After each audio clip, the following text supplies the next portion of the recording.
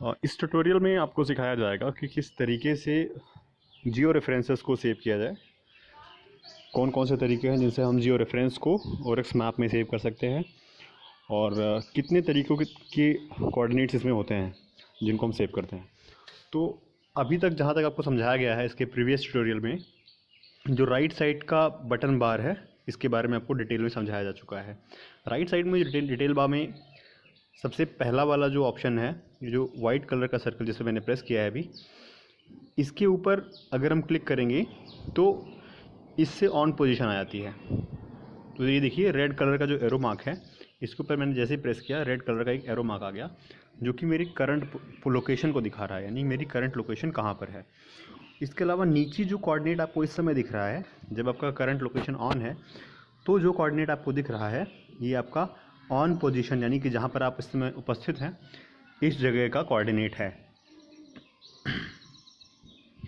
अभी आपको अगर कोई भी कोऑर्डिनेट दिया गया है, आप उसको सेव करना चाहते हैं ओरेक्स मैप में, तो इसके लिए जो ऑप्शन है, आप टॉप साइड का जो आपका डैशबोर्ड है उस पर लेफ़्ट से सेकेंड वाला आइकन, यानी जो पिन शेप का आइकन बना हुआ है, इस पिन आइकन पे क्लिक करें।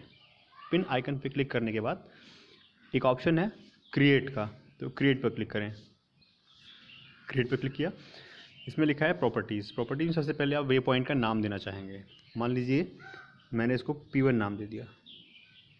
इसके अलावा वे पॉइंट का डिस्क्रिप्शन, अगर आप इस वे पॉइंट के बारे में कुछ भी डिस्क्राइब करना चाहते हैं, जैसे मान लीजिए आप डिस्क्राइब करना चाहते हैं कि ये स्टार्टिंग पॉइंट है, तो आप इसको डिस्क्राइब भी कर सकते हैं यहाँ से।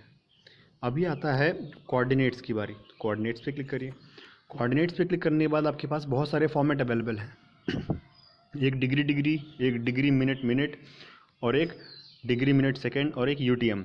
हम लोग जनरली डिग्री मिनट सेकंड में डील करते हैं, इसीलिए जो लेफ़्ट से थर्ड वाला ऑप्शन है डीएमएस, ये इस डीएमएस मैंने क्लिक किया। अभी आप देख सकते हैं जो आपके कोऑर्डिनेट्स हैं वो डिग्री मिनट सेकंड में आ रखे हैं।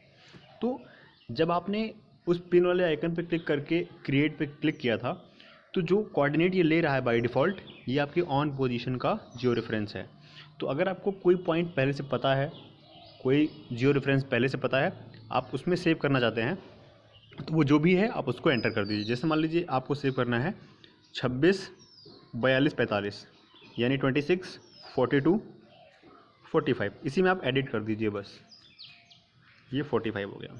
इसके अलावा लॉन्गिट्यूड में मान लीजिए है 81 52 और 24, तो आप उसको इसमें सेव कर दीजिए।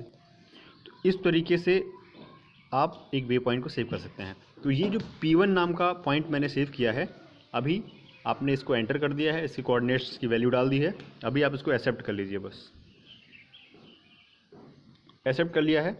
अब आप देख सकते हैं आपका P1 पॉइंट कहाँ का है और कहाँ सेव हुआ है। ये जो आपका P1 पॉइंट है, आप देख सकते हैं ये सेव हुआ है आपका P1 पॉइंट।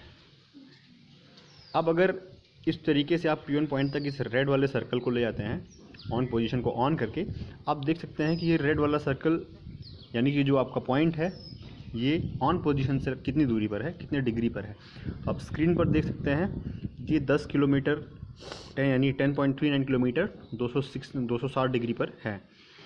तो इस तरीके से आप जो है किसी वे पॉइंट को सेव कर सकते हैं। ये पहला तरीका है जब आपको वे पॉइंट के कोऑर्डिनेट्स की वैल्यू पता हो।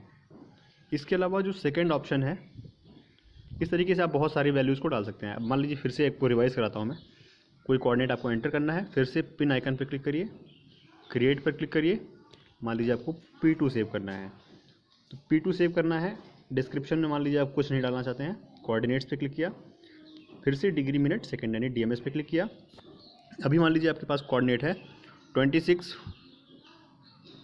42 28, आप इसको चेंज करके या 21 कर दीजिए, 81 56 और 30.9 को आप 30 कर दीजिए। तो इस मान लीजिए ये कोऑर्डिनेट आपको दिया था, आपने इसको क्या करना है, अभी एक्सेप्ट कर लीजिए, ये सेव हो जाएगा।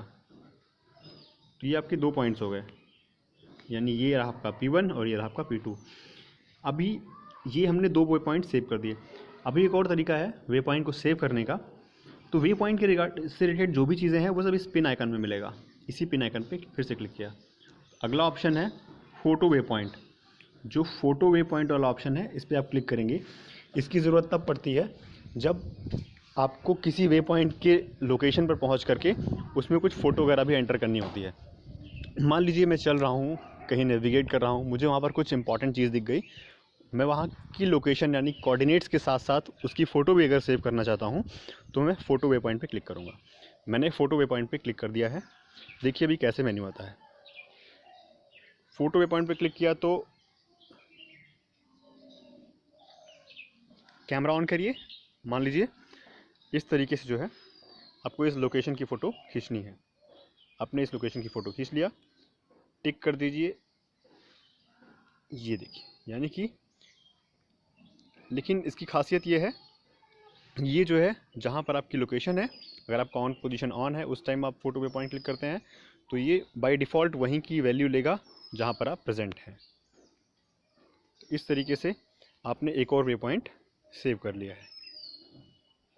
तो आपको दो तरीके के वे पॉइंट बताए जा चुके हैं। एक, जब आपको पहले से वैल्यू पता हो तब आपने मैनुअली वैल्यू डाल दिया। दूसरा, अगर आप फ़ोटो वे पॉइंट क्रिएट करना चाहते हैं तो फ़ोटो वे पॉइंट आ जाएगा। यानी कि इसका मतलब है, फ़ोटो वे पॉइंट का मतलब है कि अगर आप इस पर क्लिक करेंगे तो ये जो फ़ोटो है वो रियल में आप देख सकते हैं कि किस लोकेशन पे है और कौन सी फ़ोटो आपने खींची थी। इसके अलावा एक और तरीका है वे पॉइंट क्रिएट करने का, तो उसका ऑप्शन देख लीजिए क्या है। तो मान लीजिए वे पॉइंट मुझे क्रिएट करना है इस जगह पर, यहाँ पर जहाँ पर ये रेड सर्कल है, यहाँ पर मुझे मान लीजिए एक वे पॉइंट क्रिएट करना है। तो मैं अगर स्क्रीन पर 3 सेकंड तक टच करूँगा, इसी जगह पर 3 सेकंड तक टच किए रहूँगा, एक और वे पॉइंट क्रिएट हो जाएगा। ये देखिए एक ऑप्शन आ रहा है, मैंने स्क्रीन पर 3 सेकंड तक टच किया तो एक ऑप्शन आ रहा है क्रिएट वे पॉइंट, इस पर क्लिक कर दीजिए। तो ये बाय डिफ़ॉल्ट उस जगह की वैल्यू ले रहा है जहाँ पर आपने स्क्रीन पर टच किया था। तो इसका खाली आपको नाम देना है। मान लीजिए मैंने P4 इसका नाम दे दिया, बाकी कुछ भी आपको डालने की ज़रूरत नहीं है। कोऑर्डिनेट बाय डिफ़ॉल्ट ले चुका है उस स्थान का जहाँ पर आपने टच किया था। ये देखिए। इसके अलावा मान लीजिए एक और पॉइंट आपको सेव करना है। मान लीजिए यहाँ पर आपने क्लिक किया, जहाँ पर आपको सेव करना है उस जगह पर आपने स्क्रीन को 1 से 2 सेकंड टच किया, एक ऑप्शन आया क्रिएट वे पॉइंट।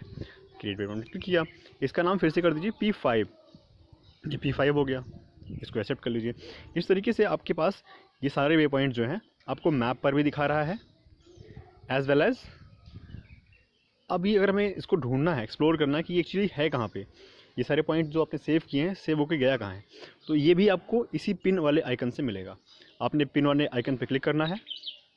इसमें एक ऑप्शन देखिए आ रहा है नीचे से सेकंड, मैनेज। इस मैनेज पे क्लिक करिए। आप देखिए इसमें P1, P2 और P3 की जगह पर मैंने जो फ़ोटो वे पॉइंट क्लिक किया था वो है, फिर P4, फिर P5, यानी जिस सीक्वेंस में आपने सेव किया था उसी सीक्वेंस में आपको मिल जाएगा। तो आप इंट्रोडक्शन वाले जब ट्यूटोरियल में मैंने आपको बताया था तो वहाँ पर एक मैंने वे पॉइंट सॉर्टिंग की सेटिंग बताई थी। तो उसकी सेटिंग देखिए, उसकी सेटिंग का क्या फ़ायदा होता है। इसके लिए आप सबसे पहले जो राइट साइड में टॉप मोस्ट डैशबोर्ड पे देखिए 3 डॉट्स बने हुए हैं, इस पर क्लिक करिए। इस पर क्लिक करने के बाद देखिए एक आ रहा है शॉर्ट का ऑप्शन, यानी ऊपर से चौथा ऑप्शन जो है शॉर्ट का ऑप्शन है, इस पर क्लिक करिए। शॉर्ट में देखिए एक आ रहा है इन्वर्स। इन्वर्स कर दिया तो देखिए जो इनका सीक्वेंस था वो बिल्कुल उल्टा हो गया है। सेम अगर आपको फिर से इसको रिवर्स करना है तो फिर से शॉर्ट वाले पे क्लिक करिए और फिर से इन्वर्स कर दीजिए, तो इस सीक्वेंस में सेव हो गया। तो वे पॉइंट सेव करने तक बस यही है। इसके अलावा अगर आप किसी पर्टिकुलर वे पॉइंट पे मार्च करना चाहते हैं, यानी मूव करना चाहते हैं किसी पर्टिकुलर वे पॉइंट पे, तो उसके लिए बैक करिए। उसके लिए आपके पास 2-3 ऑप्शन है। सबसे पहला ऑप्शन है कि आप अगर स्क्रीन पर उस वे पॉइंट को देख पा रहे हैं तो स्क्रीन पर ही उस वे पॉइंट पर क्लिक करिए और यहाँ पर नेविगेट टू वाला जो ऑप्शन आ रहा है इस पर क्लिक कर दीजिए, ये आपको डायरेक्ट करेगा। अदरवाइज़ अगर ये चीज़ आपको स्क्रीन पर नहीं दिख रही हैं तो पिन वाले आइकन पर क्लिक करिए और मैनेज में जाइए और यहाँ पर जो आप पॉइंट्स को देख पा रहे हैं, मान लीजिए मुझे P1 पर नेविगेट करना है तो P1 पर मैंने क्लिक किया, टिक हो गया है। अभी इस पर एक बार और टच करिए। टच करके ऑप्शन आ रहा है नेविगेट टू, तो मैंने नेविगेट टू पर क्लिक कर दिया।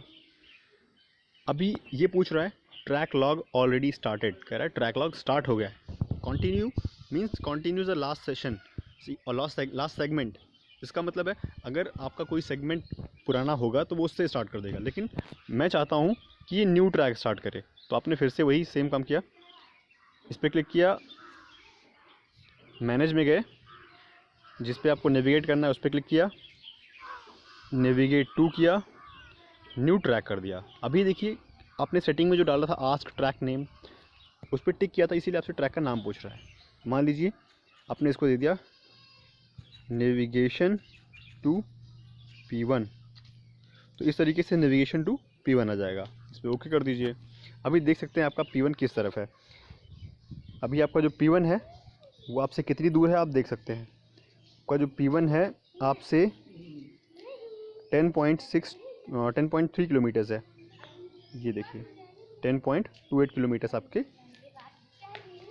260 डिग्री डायरेक्शन पर है। तो इस तरीके से आप इस पर नेविगेट कर सकते हैं। इसकी खासियत इस मैप की ये है कि आप जिस टेरेन पे चल रहे हैं वहाँ पर आपके रास्ते, पगडंडियाँ, एक एक चीज़ें सब कुछ क्लियर होगा। अगर आप क्रॉस कंट्री मार्च करना चाहते हैं तो उन चीज़ों को अवॉइड करिए, अदरवाइज़ आप अपने हिसाब से मार्च कर सकते हैं। आपकी जो ऑन पोजीशन है वो ये रेड एरो दिखाता रहेगा। इस तरीके से जो है वे पॉइंट के रिगार्डिंग जितनी भी सेटिंग्स हैं, वे पॉइंट सेव करना, उसको फेच करना, यानी कहाँ पर वो सेव होता है, वो सारी चीज़ें आपको इस जगह से मिल जाएंगी। और इस ट्यूटोरियल में मुझे लगता है कि आपको ये सारी चीज़ें समझा दी गई हैं, सारी चीज़ें कवर की गई हैं। इस ट्यूटोरियल में बस इतना ही। Thank you.